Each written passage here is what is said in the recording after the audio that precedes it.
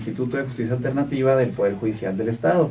Estamos comenzando este programa de Radio Ecos de Mirabal, de nuestra amiga Dora Villalobos, a quien quiero agradecer enormemente la oportunidad, Dora, con mucho gusto, de tener este espacio que llamamos Atrévete a Dialogar, por medio del cual buscamos integrar a todos los organismos de la sociedad chihuahuense, hablando de organismos públicos, privados, de todo el estado, que de alguna manera contribuyen y son parte de la cultura de la paz y de los que llamamos mecanismos alternativos de solución de controversias. Esto pues es en un afán de difundir en la sociedad chihuahuense las ventajas de intentar buscar soluciones mediante el diálogo. Así es, atrévanse a dialogar. Exactamente. En este espacio procuramos, y ustedes lo van a estar viendo, siempre vamos a buscar tener invitados que sean personas, ya sea representantes de entidades o personas físicas, pues, que son parte de este movimiento jurídico y social que es la justicia alternativa.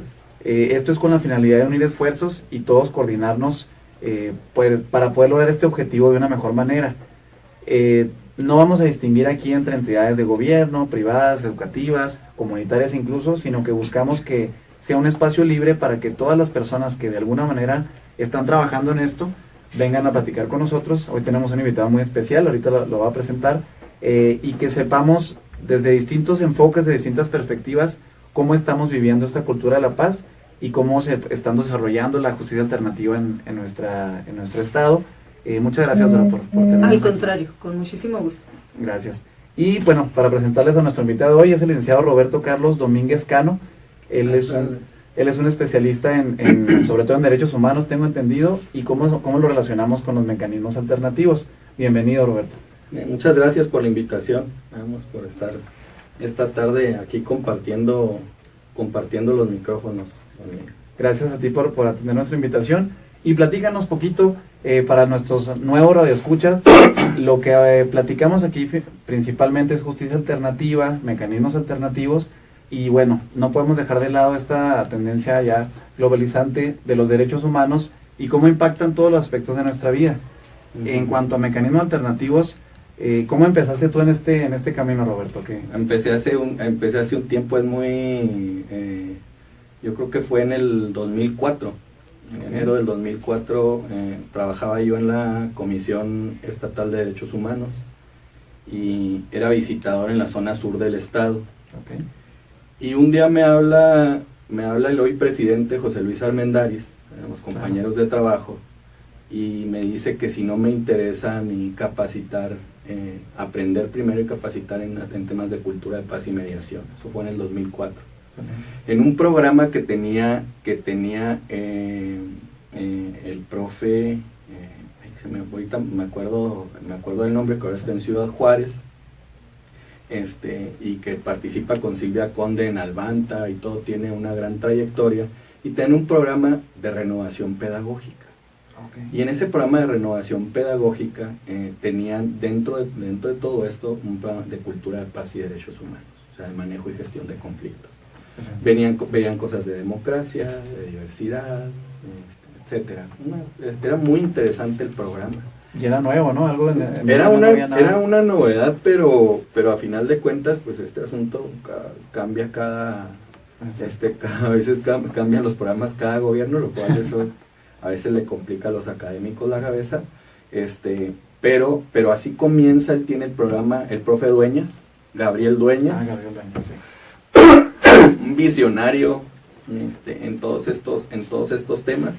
José Luis Armendáriz, él estaba desde el 99, 98 en los temas a nivel Latinoamérica, nomás que él nunca dice nada. Uh-huh. ¿Sí? Y me habla y me dice, si te interesa vente a Cuauhtémoc, no hay más paga, ¿sí? Voy a dar un taller en Cuauhtémoc, ¿sí? Y a ti te tocaría la zona sur en la sierra, porque Parral no tiene ninguna escuela inscrita en renovación pedagógica. Había Guadalupe Calvo, Atascaderos, Huachochi, me tocaba Camargo, una en Jiménez, y había otras aquí en Chihuahua y en Ciudad Juárez, etc. Voy a Cuauhtémoc, me capacita en un taller sobre mediación escolar, que iba principalmente dirigido a las escuelas secundarias.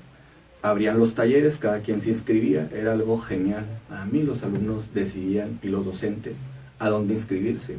Entonces participaban en los mismos talleres docentes y alumnos. Eso es súper interesante porque para empezar, o sea, se conocen y ves tú cuáles son los intereses y las necesidades de cada quien y cómo abordan los temas de cultura de paz. Así entro, después de esa capacitación, me puedo estudiar y la primera escuela que me toca es en Washoshi. ¿Sí? Y en ese tiempo pues hablabas de los temas como un predicador en el desierto. No había conocimiento, no había cultura de eso.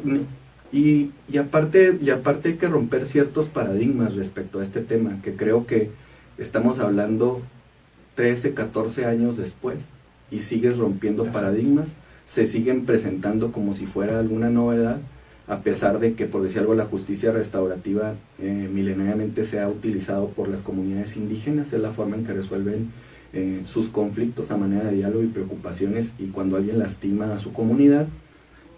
Pero aquí cuando llega por Inglaterra, o sea, que aquí vienen a capacitar de Inglaterra, lo cual dices tú, caracoles, o sea, ¿cómo cambia el puede ser? enfoque, ¿verdad? Porque Así entro al tema y después de todos los trabajos que hicimos en el 2009, comienzo yo a seguir los congresos nacionales de mediación del Instituto de Mediación de México, de Jorge Pesqueira.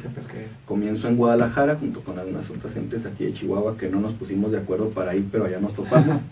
Incluyendo a Flor Yáñez, allá me la topé en ese 2009, habíamos coincidido en la escuela, que también es una gran impulsora de estos temas, y así comienzo, y cada año comienzo a ir a ese congreso de mediación. Desde que lo aprendí, pues fue muy interesante para mí, pero lo tienes que ir cruzando pues con lo que tú haces y con lo que es tu eje de trabajo inicialmente. Y así comienzo. Un año antes había comenzado en Derechos Humanos, en el 2003, y después de ser un litigante aguerrido, ¿sí? Hasta el 2003 en Derecho Laboral y Familiar, comienzo a conocer esta cultura de paz y todos los paradigmas cambian, porque cambias tu forma de pensar, y en lugar de competir para ganar y donde todos los asuntos quieres destrozar a tu oponente, que esa es la dinámica, ¿no? Sí, lo que crean en la escuela, porque al final de cuentas, o sea, las escuelas de derecho, cuando tú ves la currícula y cuando ves a los docentes, o sea, están dedicados al litigio, pero no al litigio como un constructor de paz, sino como un competidor para ganar. ¿Sí? Y tú lo ves, y obviamente pues eso es lo que aprenden los alumnos y eso es lo que reproducen. Y cuando tú preguntas a los abogados o en las escuelas de derecho, pues si algo yo aquí en la facultad, el semestre pasado y ya no he estado docente, ahora estoy aquí en desarrollo docente en la universidad, pero tus alumnos, al igual que tú cuando estudiaste, o sea, tienen el litigio en la cabeza, pero como casi guerra de guerrillas. ¿Sí? Entonces es muy complicado, porque si no aprendes tú a construir paz, entonces no puedes tú reproducir una construcción de paz. Y este tema, o sea, no solamente la paz como derecho, sino como no verlo como un ideal, sino como un todos los días, cómo convivo, ¿sí? Qué quiero para los demás y qué quiero para mí, en qué mundo vivo, en qué mundo quiero vivir y qué mundo quiero dejar. Entonces son cosas que cuando tú las vas relacionando, pues todo tiene que ver con derechos humanos, no como un tema de moda, como la dimensión legal que ahorita estamos viendo nosotros y el impulso que tiene a través del Estado, sino en su dimensión ética. O sea, ¿qué haces tú todos los días? ¿Cómo entiendes las diferencias? ¿Cómo le haces para reducir las brechas de desigualdad? ¿Qué es tu granito de arena que pones todos los días? Y no solamente entre hombres y mujeres, que es una de las cosas que principalmente se ve, sino con todos los grupos de atención prioritaria, entendiendo que no eres la única persona que vives en el mundo y que obviamente todo lo que hagas, todo va a tener una consecuencia en los demás y en ti mismo. Así llego, así comienzo a caminar, cambio mis paradigmas, me caso con derechos humanos y bueno, sigo predicando en el tema, ¿sí? Y le vas poniendo otros temas. Aprendí otro, me quedé con esos dos, con derechos humanos y cultura de paz. Mediación no como intervención, porque no hago mediación privada, salvo en casos muy específicos que me lo piden, pero sí como formador de formadores. Claro. Hay un tema nuevo. Oye Roberto, Y sigues predicando, pero ya no tanto en el desierto. Ya no. O todavía ya no estamos tanto en el desierto. No, ya no, porque se vuelve una obligación cada vez más, primero para los entes públicos y ahora para los privados. Entonces, aunque antes existían, nos por decir algo nosotros en derecho laboral, estaba la audiencia de conciliación, claro, antes de entrar a juicio, pero no pero no para construir paz, o sea, sino para ponerse de acuerdo. Más, ¿no? Lo trajeron de otro lado, estaba en el procedimiento desde el 70, desde 1970, entonces era la audiencia tripartita, se ponían de acuerdo, pero no para reparar las relaciones entre patrón y trabajador, sino para hablar de dinero. Entonces no era conciliación, sino negociación. Exacto. Y luego después en lo familiar entra la audiencia de depuración procesal y la obligan, pero, o sea, sin alguien que esté capacitado, porque los secretarios de acuerdos tienen mucho trabajo, ¿sí? O no sé ahora cómo lo estén haciendo, pero antes el secretario de acuerdos era quien te pasaba, te sentaba y te decía, ¿te quieres arreglar? O a veces pasaban los abogados, después no los dejaron pasar, etcétera. Pero sin las herramientas, sin ese cajón de herramientas que tienen los mediadores específicamente, porque si tú quieres, o sea, hay que saber de dos cosas en este tema, de conflicto y de personas. Y si tú sabes de conflicto no es suficiente y creas una estrategia respecto al conflicto, tienes que saber de personas, y al saber de personas, o sea, tienes que saber de emociones, de comunicación, tienes que saber de necesidades. Y obviamente necesidades traducidas a derechos, porque todos tenemos derechos en la cabeza. Y cuando las personas decidieron, ¿sí?, utilizar los servicios de un abogado para acceder a la justicia como derecho, obviamente desde que fueron ellos llevaban un derecho en la cabeza, ¿sí?, y un derecho que quieren salvaguardar o que quieren reclamar, ¿sí? Y aquí lo interesante es que el primer contacto que tienen es con un abogado, con un profesional de los conflictos. Si el abogado ve el conflicto de forma negativa, bueno, pues no va a construir paz, va a darse en la torre con quien se le ponga enfrente. Pero si el abogado, más allá de que le diga que arregle sus cosas, etcétera, y todo el discurso que que tienen los abogados para conciliar, si es viendo el conflicto de forma positiva, entonces todo cambia. Todo el paradigma cambia respecto al conflicto, porque es una oportunidad de resolver las cosas que le están sucediendo y su derecho que tiene en la cabeza. ¿Cómo ves el conflicto de manera negativa y positiva? Pon un ejemplo. Lo que pasa es que el conflicto, o sea, el conflicto de manera negativa es cuando nosotros lo abordamos por medio de la violencia, o sea, cuando entendemos que el conflicto es negativo. Que es malo. Sí, que es malo, o sea, que dice... Y de hecho, o sea, es todo un paradigma. Cuando tú dices conflictuarse es malo. Conflictuarse, no, ¿a qué cuando te refieres? se entiende como malo. O sea, porque conflictuarse, o sea, el conflicto es parte de la vida humana. Pero a eso te refieres cuando dices el conflicto de manera negativa. ¿Te refieres a eso? Cuando lo asociamos de forma negativa. O sea, vamos a suponer, si usted dice, estoy en un verdadero conflicto, hay que pelear, de forma negativa. Ya. Si usted dice, estoy en un conflicto, ¿sí?, hay que arreglarlo. ¿Cómo? Mediante el diálogo. Lo está viendo de forma positiva, o sea, si lo vemos nosotros específicamente. Pero todo esto tiene que ver con un paradigma de cultura, ¿eh? Sí. Lo que pasa es que tiene que ver con cultura de paz. O sea, si nosotros revisamos hasta antes del 45, 48, ¿sí?, todos los documentos y los diccionarios todavía actuales, pero más antes, hay dos concepciones respecto a la paz. Una concepción negativa de la paz que tiene que ver con ausencia de guerra o ausencias de violencia. Esto tiene que ver con Pax Romana, ¿sí? Así lo consigue. Entonces dicen, si tú quieres paz, prepárate para la guerra, ¿sí? Y los griegos también lo veían de la misma forma, no más que lo veían uno individual y en otro. Los griegos lo veían en lo individual, ¿sí?, y los romanos lo veían en el imperio, o sea, como comunidad.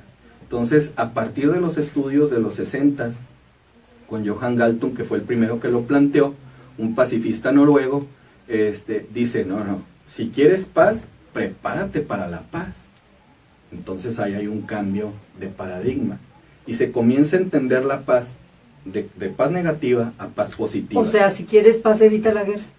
No, ese sería negativa. Si quieres paz, prepárate para la paz. O sea, si alguien quiere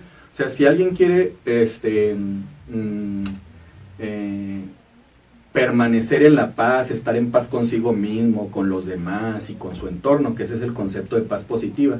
Entonces hay que prepararse para eso. Y hay que prepararse para eso, ¿en qué sentido? Viendo de una forma positiva los conflictos como un motor de cambio, y obviamente la segunda parte es entendiendo los derechos humanos, que en eso se basa la educación en derechos humanos y la educación en la paz. Así es todo el rollo. Pues no, para no entenderlo, para no entenderlo de forma diferente, y ahí es donde voy a la pregunta para cerrar, la que me hizo. Hay una obligación por parte de los estados, ¿sí?, en el tema de derechos humanos, en el tema de la dimensión legal, y se nos abrieron las puertas a los que predicábamos en el desierto. Porque le voy a platicar una cosa, yo llegaba a tocar una escuela, pero algo tremendo, porque tenemos yo creo que ahí debe de quedar en la comisión algunos, el retroproyector de acetatos, que pone uno la hoja y se proyecta, de mochila, sí. Y luego una televisión de con videocasetera integrada VHS, claro, cargando uno las cosas para entrar a la escuela, ¿sí? Y que no lo dejen entrar a una escuela cuando va a hablar de derechos humanos o de cultura de paz. Pues era algo terrible que casi lo hacía uno llorar. Y se fueron abriendo las puertas, al principio con oficios, ¿sí?, después con periódico, y después se abrieron solas a partir de que comienzan a presionar al Estado mexicano a que aborde estos temas, y va cambiando todo porque ese es un asunto de cultura y de paradigmas, ¿sí? Pero aquí lo más interesante es que de repente se abren de golpe todas las puertas, porque las escuelas, al menos en las escuelas, y creo que ahora en la sociedad, comienzan a no hallar qué hacer con todos estos conflictos en crisis que no provinieron. O sea, lo que no se atiende, ¿sí?, llega un momento en que explota como palomita de maíz. Entonces ahora sí, vengan los mediadores, vengan los conciliadores, vengan los derechos humanistas, para empezar a quebrar paradigmas durante un tiempo respecto a los temas. Roberto, ahí tocas un punto bien interesante. ¿Qué pasa al estar el Estado rebasado en esa atención y en esa impartición de justicia, como tú comentas? Llega un momento en que, llámese materia penal, llámese materia familiar, materia civil, y llega a haber un desabasto, pues no sé si de funcionarios o de tiempo, o puede ser este enfoque en cómo estamos resolviendo o intentando resolver los conflictos. Siempre ha habido esa saturación, pues, de los conflictos, pero ahora que lo dices, bueno, ya no es nomás el delito que no se está atendiendo, o ya no es únicamente la demanda de divorcio que no me la tramitan rápido, ya es una cuestión que trasciende a los asuntos tradicionales, vamos a decirle así, de los juzgados, y que alcanza cuestiones comunitarias, cuestiones escolares, y dices, ya no hay cómo. ¿Por qué? Porque estamos acostumbrados, como dices tú, a me atacan, me ataco. La justicia retributiva, ¿verdad? Buscar el ojo por ojo, la ley del talión, y nos vamos dando cuenta que eso no es suficiente, probablemente nunca lo fue, porque no se llegaba a una solución a fondo. ¿Qué pasa entonces con estas comunidades o con estas escuelas o con estos sectores de la sociedad que ya no encuentran dónde se va a impartir justicia? Y surge la pregunta, ¿no? ¿Dónde está la justicia? Que nos pasa mucho. Bueno, ahí es donde puede entrar ya la mediación, la conciliación, la justicia restaurativa, como una alternativa muy buena, milenaria, incluso lo comentabas tú, pero que obedece a esta saturación, ¿no? Ya no son los conflictos que generalmente creemos que son los legales, sino ya en otros aspectos de la vida. Bueno, lo interesante no es cómo llegue, porque hay una gran crítica respecto a por qué llegan los mecanismos alternos de resolución de controversias al Estado mexicano, que los encontramos en la Constitución a partir del 2008, en una reforma penal, se cuelga nada más de lo penal y lo han ido abriendo. Pero yo veo que los expertos, critican mucho, no, es que lo hace nada más para desaturar los juzgados. ¿Qué importa? No importa si cómo llegó, bueno, pero ahí está. Y va caminando, porque aunque haya sido al revés, pero va caminando en un tema de cultura. Porque todo al final, te devuelves a la cultura. Y todo lo que estás hablando al final te devuelves a las necesidades de las personas. Exacto. Y las necesidades están en todos lados, en lo individual, en lo colectivo. No importa cómo haya llegado el tema. Aquí lo interesante es que llegó. Y si al revés, bueno, entonces empieza a permear en la cultura. Entonces tú ves, en la escuela hace años comenzó a entrar, pero apenas planteado como obligación a partir del 2015, a través de los acuerdos escolares de convivencia o acuerdos escolares con enfoque de derechos humanos. ¿Por qué? Porque empezó a presionar el INE. ¿Quién? Las pedagogas, a quien se mantiene en la escuela. Pero eso no se sabe tanto. Se sabe porque la parte legal pesa más, igual inclusive en los derechos humanos, o sea, pesa más en todos los temas, ¿sí? Pero pues te devuelves y dices, no importa cómo haya, o sea, no importa cómo haya sido, el chiste es qué temas se atiendan, ¿sí? a través de esta justicia, o sea, esta justicia alternativa, porque cada vez que ustedes atienden un caso a través de esto, o sea, van de estos mecanismos, vamos a tener una recomendación, ¿sí? En el entendido de que los conflictos nacen y se desenvuelven en la mente de las personas, y no solamente en la mente de las personas, sino en los corazones de las personas, ¿sí? Aunque digan que no, o sea, el cerebro tiene una emocionalidad, pero la emocionalidad del corazón y del estómago, esto está más complicado, tiene que ver con necesidades, ¿sí? Y que si nacen estos conflictos y se reproducen en la mente de las personas, también ahí está la solución. Y si tú le puedes dejar a las personas, que ese es el cambio de paradigma, la solución de los conflictos en lo concreto, que esos nomás son los que atienden ustedes. Sí. ¿Sí? Se los dejas ahí, entonces es muy interesante el resultado, que si tú eres dueño del conflicto, eres dueño de la solución. Exactamente. En tu mente, y lo puedes hacer, y ahí cambia el paradigma. Pero también, respecto a estos temas de cultura de paz, hay algo más atrás, porque comenzamos a ver los conflictos solamente cuando aparecen, cuando se vuelven visibles, pero todo lo que hay abajo de ese conflicto, o sea, toda esa violencia, antes de esa violencia directa, hay una violencia cultural y estructural fuertísima, que es de lo que estamos hablando. Exactamente. ¿Sí? Y eso es lo interesante, o sea, porque eso es lo que cambia las realidades, una misma realidad con distintas miradas y distintas percepciones. Entonces, o sea, ¿cómo lo cambias? A través de la educación. Esa es la forma de cambiarlo. Pero si lo quieres cambiar a través de la educación, pues también tienes que cambiar las estructuras. Porque este asunto de resolver conflictos en lo concreto, que llega a la parte legal, es una estructura creada. Y ustedes forman parte de esa estructura que se encarga de garantizar un derecho, que es el acceso a la justicia. ¿Sí? Uno solo, pero que a la par tiene un montón de derechos para cubrir y que le resuelve esto a las personas. Y ahí nos estaríamos devolviendo a donde empezamos. Cómo las personas tenemos derechos en la cabeza, cómo lo pensamos, y cómo tenemos una parte del derecho sobre lo objetivamente justo. ¿Sí? Pero el reclamo respecto a lo subjetivamente justo, que es el tema de derechos humanos.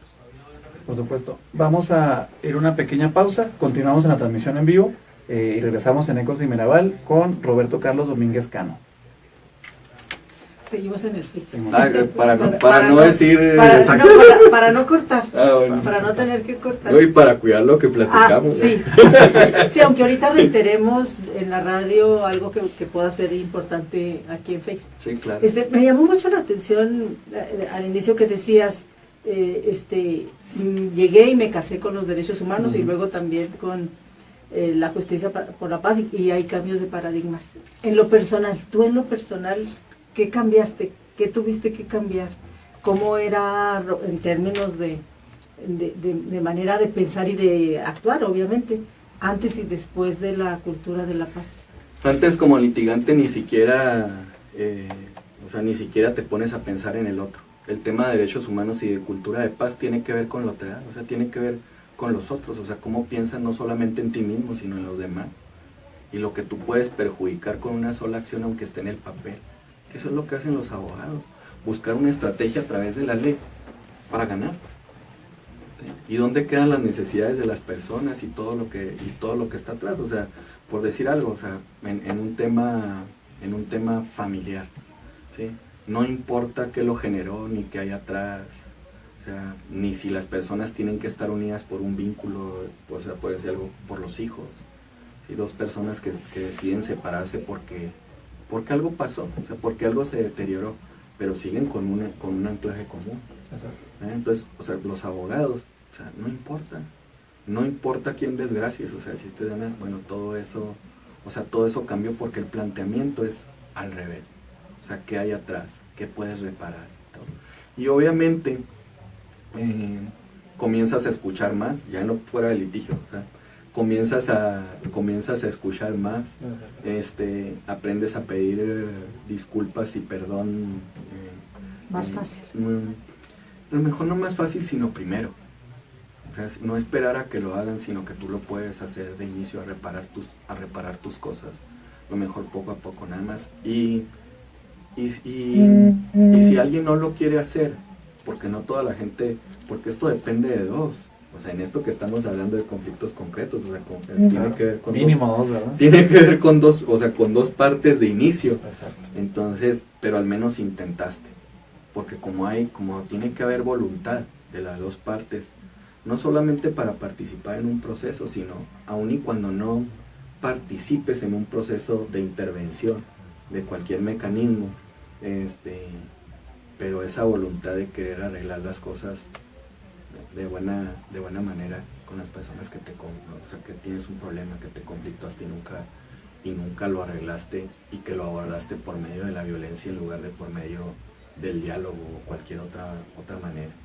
Entonces, pareciera tonto, pero dejas de pitar en la calle, a los otros vehículos, das el pase, hablando de te vuelves una persona más civilizada, digamos, de lo que se entiende como una persona más. Pues lo toman como civilizado por el tema de de cumplir con las reglas, y por el tema de la convivencia de la ciudadanía, ¿verdad? casi del manual de Carreño, sí, pero tiene que ver con algo del corazón y cerebral, o sea, porque te vuelves más amable, esa es la realidad, comienzas a vivir esa cultura, esa cultura de paz, ¿verdad? Y bueno, quien no lo entienda, pues simplemente sigues caminando, o sea, porque a veces no siempre puedes convencer a todo el mundo. Estamos de vuelta en el programa Ecos de Mirabal con nuestra amiga Dora Villalobos, platicando de justicia alternativa, mecanismos alternativos de solución de controversias y desde luego cultura de paz y derechos humanos. El día de hoy tenemos como invitado al licenciado Roberto Carlos Domínguez Cano. Estamos platicando muy a gusto con él, hablando un poquito de cómo cambiamos este chip, cómo cambiamos el paradigma de la justicia retributiva, de lo que nos enseñan no solo en la escuela, en la calle, nuestros amigos de chicos, en la casa desde luego, y cómo estamos acostumbrados, malamente tal vez, a que cuando estamos en presencia de un conflicto, lo primero que pensamos es que es un obstáculo, ¿verdad? Que es algo indeseable. Ahorita comentaba Roberto, la percepción negativa que tenemos de los conflictos habitualmente es como algo que no quiero tener en mi vida, que híjole, si surgió un conflicto, una de dos, o pretendo que no existe, que ese es otro problema también que exactamente, ignorarlo, no pasa nada, ahí lo metemos abajo del colchón, de la alfombra, y pensamos que con eso se va a solucionar. Sucede en muchas ocasiones, como comentabas ahorita, Roberto, que para hablar de un divorcio, por ejemplo, y en apariencia es algo muy sencillo, ¿no? Vamos a suponer que es un matrimonio que se celebró en separación de bienes, que los hijos son mayores de edad, y pensamos que el enfoque que le tenemos que dar es puramente jurídico. Bueno, las cosas tuyas son tuyas, las mías son mías, no hay que establecer pensión, se acabó el problema, divorcio y se acabó. ¿Qué pasa si abajo de eso que está manifiesto ahí hay años de conflicto, o hay cuestiones que no se han manejado de la manera adecuada y que están subyacentes a ese conflicto, la parte que no vemos, ¿verdad? Uh-huh. Entonces, y lo que habitualmente hacemos nosotros es o ignorar ese conflicto o irme por el ataque, ¿no? Me está atacando a mí, ya me demandó, está diciendo esto, pues yo voy a darle con todo para el otro lado. Esto que conocemos como la escalada del conflicto, ¿cómo crees que afecta o que está afectando a nuestra sociedad actualmente? Hablando del hoy. Pues tremendamente. Y lo afecta tremendamente porque hay algo que no tomamos en cuenta. O sea, pues los expertos Los expertos nos lo dicen hasta el cansancio, y ahora hay un estudio del Banco Interamericano de Desarrollo que es genial sobre la violencia transgeneracional.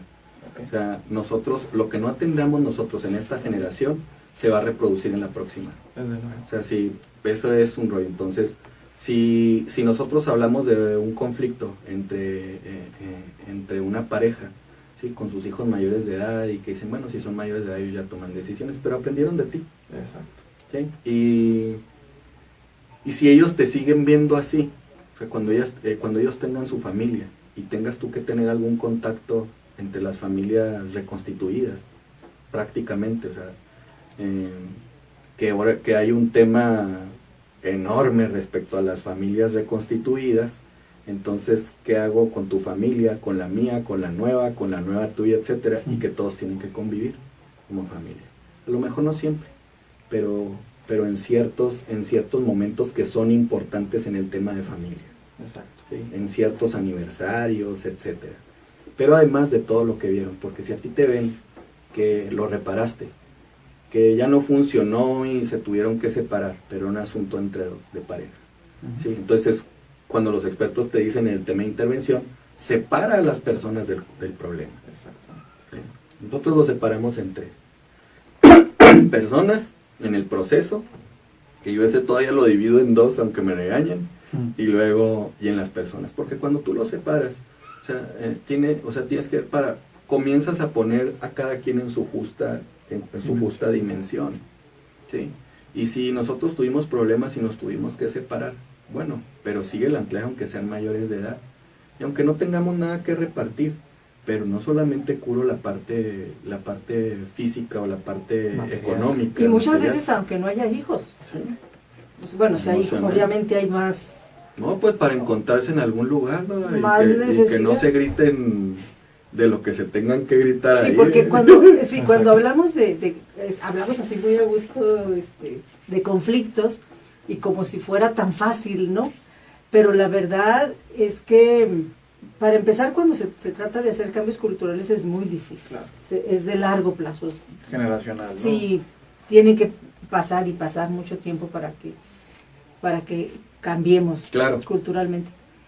Pero más allá de esto, el pensar en resolver un conflicto a través del diálogo, pues, de la paz, cuando estoy muy enojada o está la persona muy enojada, es complicado. Es decir, hay de conflictos a conflictos, ¿no? Claro. Y hay de personas a personas, obviamente. Entonces, totalmente de acuerdo. Si pensando en un conflicto, pues donde se causa daño, por ejemplo, ¿no? Por ejemplo, ahorita que hablaban sí, por ejemplo, en el caso, para seguirnos con el tema familiar, que me parece que es muy recurrente. Si, por ejemplo, bueno, pues no se diga donde hubo violencia física, incluso. O por ejemplo, a lo mejor no violencia física, pero sí mucha emocional. Por ejemplo, yo no sé qué tan recurrente sea ya en los litigios familiares, por ejemplo, infidelidad, que es algo muy recurrente también, y donde la persona no quiere perdonar, ¿no? O se le complica, pues, perdonar, por ejemplo. O sea, para poner así los casos en la realidad, en perspectiva, ¿no? Entiendo que todo se puede, conciliar, pues, o casi todo, por lo menos donde no hay homicidios o cosas, pero todo se puede conciliar. Depende, bueno, para eso hay personas expertas que intervienen o que pueden intervenir. Pero más allá de estas personas que intervienen, pues lo ideal es que el cambio sea interno, ¿no? En las personas que están en el conflicto. Que ya no le duela. Sí. ¿Cómo exacto? ¿Cómo, hablando del proceso, ¿no? Por ejemplo, en estos casos que te pongo, ¿cómo funciona? ¿Cómo se puede llegar? Exacto. Bueno, creo que este planteamiento que usted acaba de hacer, o sea, tiene que ver con conflictos intrapersonales, o sea, con los que tenemos en la cabeza y en el corazón, ¿no? Dentro de los tipos de conflicto. Una vez resuelta entonces la parte legal, si es que se puede llegar a esa. Porque me acuerdo cuando reformaron el código para lo familiar, los procedimientos familiares que nació hace unos años, las organizaciones de la sociedad civil encargadas de derechos pro mujeres, o sea, los derechos de las mujeres, hubo una gran reticencia respecto a la mediación familiar en estos temas. Está prohibida, de hecho. Claro, entonces, y obviamente de inicio, en toda Latinoamérica se utiliza la mediación familiar, no para todos los casos, o sea, porque primero, o sea, nadie puede arreglar sus conflictos, ¿sí?, cuando hay de por medio ira. ¿Sí? Eso es una de las cosas que dicen los expertos. O sea, no lo puedes tú arreglar si hay ira.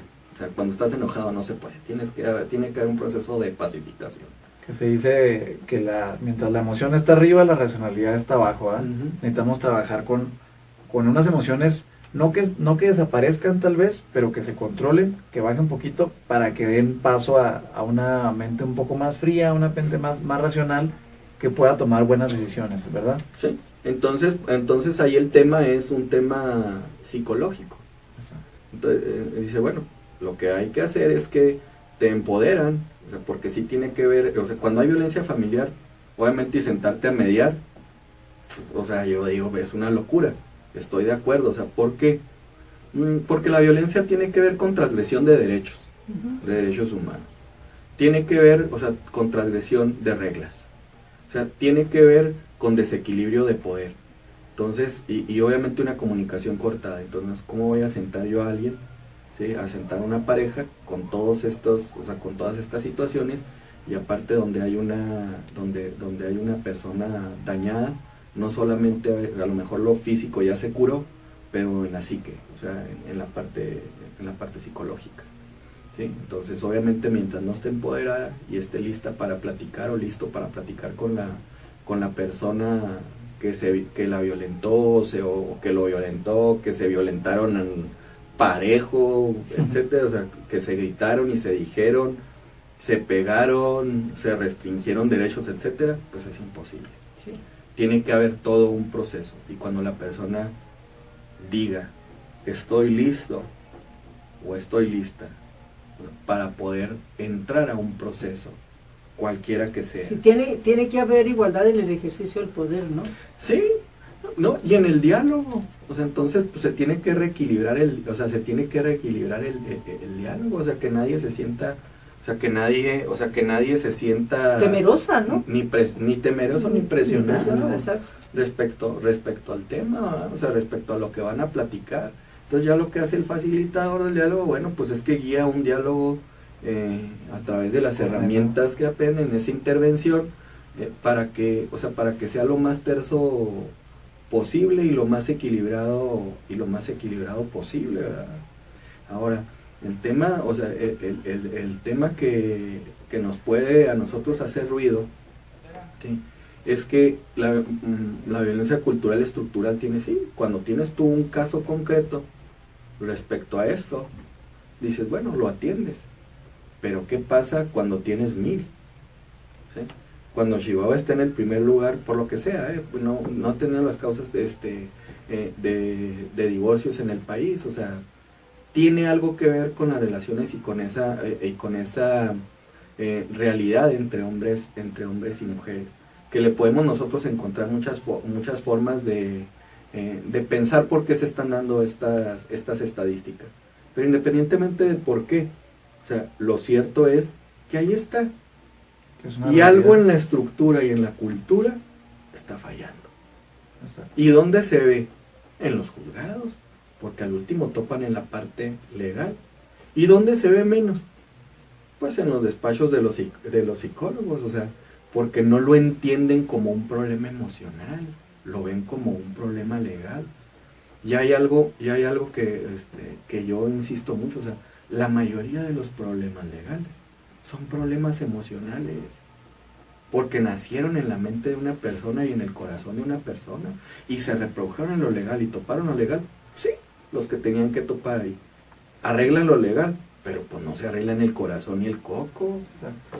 Sí, más allá de que sean legales o no, el chiste es que se resuelvan en lo emocional. Sí, repara lo legal, que a lo mejor le urge reparar lo legal, termínelo, ¿sí? Si quiere ir primero a lo legal, pero tiene que haber un momento en que vaya a la parte emocional. Yo les aseguro que ustedes eso lo ven todos los días ahí en el instituto, ¿verdad? O sea, porque la gente llega y vacía su corazón ahí de toda su historia, da su percepción, cómo lo ve, etcétera, y a veces ahí batallas para sacarlo inicialmente a la persona. Ese es un punto bien importante. El papel del facilitador, que es lo que comentabas ahorita, Roberto, no se limita al aspecto legal. Uno pudiera decir, bueno, pues que cuando uno desconoce, ¿no?, de estos temas, es sentarse en una mesa y ponerse a platicar. Qué padre que así fuera y que no tuviera una estructura, porque a lo mejor cualquiera lo podría hacer. Pero a lo que voy con esto es que el perfil de la facilitadora o el facilitador que se va a afrontar a un conflicto de esta naturaleza, ya habiendo dicho ahorita hace tiempo que todos tienen ese carácter dual, ¿no? Psicológico, jurídico. O todos, o la gran mayoría de estos Yo conflictos. tengo ahí mis asegúnes, ahorita les platico. Ok. Y a lo que voy es que el perfil que debe tener, o que es el más deseable en este facilitador o facilitadora, pues tiene de ambas, ¿no? Tiene una parte de abogado, digamos, pero también muchas herramientas, muchas habilidades que se extraen de la psicología. Es esta dualidad de la persona que puede resolverte lo legal o guiarte más bien en lo legal, pero que tiene esa capacidad de escucharte, que es lo que se pierde muchas veces, a veces incluso en una relación cliente-abogado, ¿no? No hay tanta esa escucha activa ni de las partes entre sí, a veces ni siquiera de quien está guiando el procedimiento, y a veces tampoco del juez. Entonces, qué importante es esta parte de escucharnos y de, digamos, que extraer estas habilidades psicológicas para ya en conjunto poder atender el problema más integralmente, ¿no crees? Bueno, lo del perfil del mediador o del conciliador, sí, es algo muy interesante, y ahí, como todo, o sea, hay dos miradas. Unos que critican el perfil del mediador que tú ves en los cursos, y que dicen, bueno, si yo encontrara a alguien con todas esas características, pues me casaba inmediatamente con esa persona. No existe tan claro que ideal, claro. O sea, eso es, o sea, lo veo y me dicen, no, es un ideal, ¿no? Digamos. No puede ser posible. El problema de los ideales es que te hacen caminar, pero siempre lo ves como inalcanzable. Okay. Y el chiste es que cuando lo dejas de ver ideal, le pasa lo mismo a la paz. Cuando lo dejas de ver ideal, entonces lo comienzas a ver vivencial, que eso sería lo interesante. O sea, si nosotros vemos la paz, el derecho a la paz como un ideal, y entre las naciones y en todos, ¿qué quiere usted? No, pues la paz del mundo, o sea, ¿sí me explico? O sea, sí, es seguirlo viendo como un ideal. Entonces, cuando lo aterrizas a la convivencia y a lo vivencial, o sea, en el trato que tienes con las personas, con tu familia, en lo laboral, ¿sí?, con tus vecinos, etc. En la calle, como decías, ¿verdad? Sí, todo cambia. Todo cambia. Ahora, ¿qué es lo interesante respecto al perfil? Unos lo critican, pero por otro lado, o sea, la impresión del conflicto, ¿sí?, se refleja en la estructura, en la ley de mediación del 2003 del estado de Chihuahua, sí, y en muchas leyes de mediación en el país. ¿Sí? Yo creo que en el 2003 había unas 2 o 3 nada más, fuimos como el cuarto estado en tener ley de mediación, que se quedó ahí como lepra muerta, pero ahí está, o sea, no tuvo el impulso estructural necesario, pero al menos ya estaba en la parte formal, pero pusieron que los mediadores tenían que ser abogados. Ahí sí. Entonces se imprime ahí el mismo paradigma de quién debe resolver los conflictos. Oye, pero ¿cómo? O sea, si los abogados está el paradigma escolar de que van al litigio, al pleito, a ganar, entonces no tiene nada que ver con la cultura, con la cultura de paz, ¿verdad? Entonces, el hecho de que no lo abran, el hecho de que no se haya abierto, bueno, entonces deja en los mismos profesionales el tema, Pero si las personas, o sea, si las personas decimos, somos físico, razón, emoción y espíritu, ¿sí? Entonces pues tiene que haber, o sea, tiene que ser atendido desde distintos enfoques y de distintas perfiles. Sí, sí. Roberto, tienes una clienta que incluso aquí deja el teléfono. Si puedes, bueno, ¿dónde estás ahorita? ¿Desde dónde oficias? Y si das tu teléfono para que las personas te puedan contactar. Si es que sí puedes prestar servicio, ¿no? Sí, mi teléfono es 614-427-6511. Ese es mi teléfono. Celular. Sí, ese es mi teléfono celular y bueno, y atiendo, o sea, yo atiendo principalmente escuelas. ¿Sí? Atiendo principalmente escuelas, a las escuelas hay que ir porque las escuelas no pueden ir a mí. Pero, ¿como mediador privado o desde alguna institución? No, sobre derechos humanos y cultura de paz. ¿Sí? Nosotros atiendo en los despachos o de los abogados, que no a todos, bueno, lo interesante es que no a todos los abogados les gusta ver esta parte de mediar o conciliar. Entonces como que dicen, yo nada más a lo que voy a lo legal, entonces tú encárgate de esto. Pero tú en lo personal, o desde una organización, o desde dónde... Desde una organización. Una organización. Un centro de enseñanza. ¿Tú perteneces a una...? Es un centro. ¿Así se llama? Centro de Enseñanza y Promoción de Derechos Humanos y Cultura de Paz. Pues mira, hay que promoverlo. Sí, es una organización, y desde esta organización ustedes ofrecen este servicio.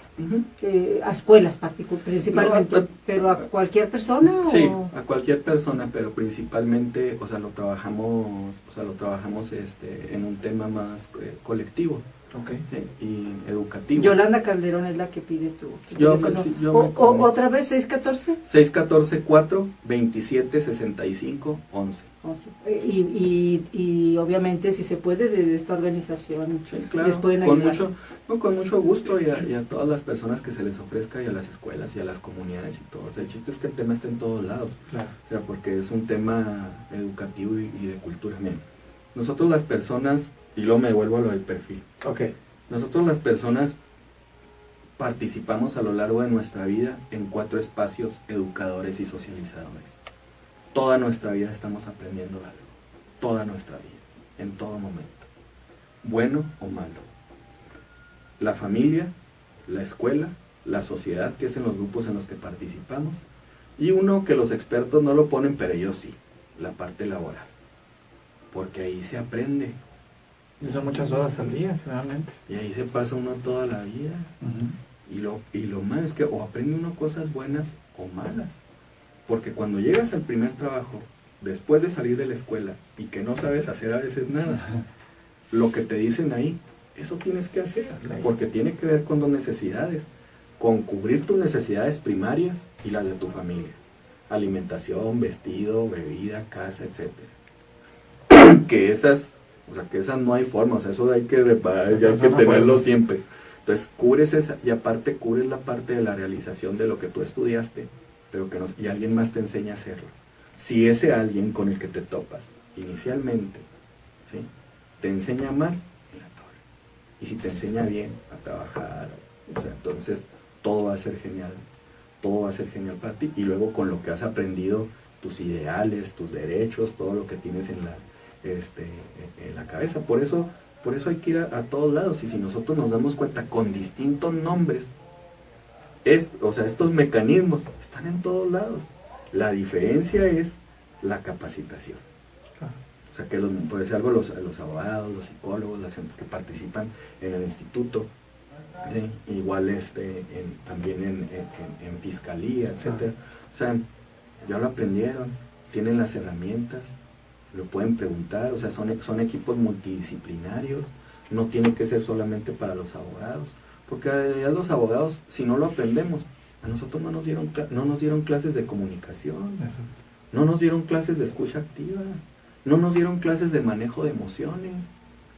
Entonces, ya está en la currícula la mediación, en las Sí, facultades de Derecho. Ya Está la materia mecanismo alternativo, ¿verdad? mm, Pero, como dices tú, la parte de comunicación como tal, manejo de emociones, que sí es algo que sabría a lo mejor un psicólogo, pero no está en la currícula de un abogado, tradicionalmente. Entonces, a veces no sé si el tiempo, que es un semestre de mecanismos alternativos, no sé si es suficiente para ver todos esos aspectos. no, porque solamente yo daba esa clase. tendría que ser En la transversal y facultad. estar en toda la carrera, ¿no? Por supuesto, Claro, o sea, o sea, es que está planteado desde su dimensión legal, no desde la dimensión ética. Ya. ¿Sí? Entonces, obviamente, pues no enseñan herramientas de intervención porque dicen, eso no me corresponde a mí. Pero me voy a devolver a una parte de las que comenzamos. O sea, si yo trabajo con personas y trabajo con conflicto, ¿sí? ¿De qué debo de conocer? De conflicto y de personas. Claro.